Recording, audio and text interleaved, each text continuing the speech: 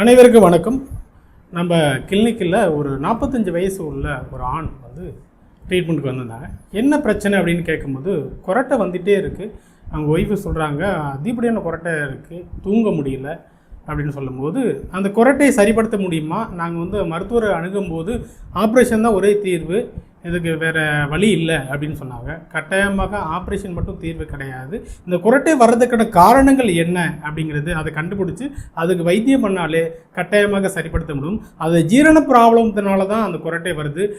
வயிறு வந்து தளர்வாகி வாய்வழி சுவாசம் அதிகமாகி மூக்குவழி சுவாசம் குறைஞ்சிறனால வாய்வழி சுவாசம் அதிகமாகறனால தான் குரட்டை என்று வந்து வருது.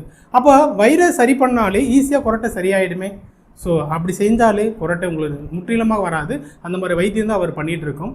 நன்றி, வணக்கம்.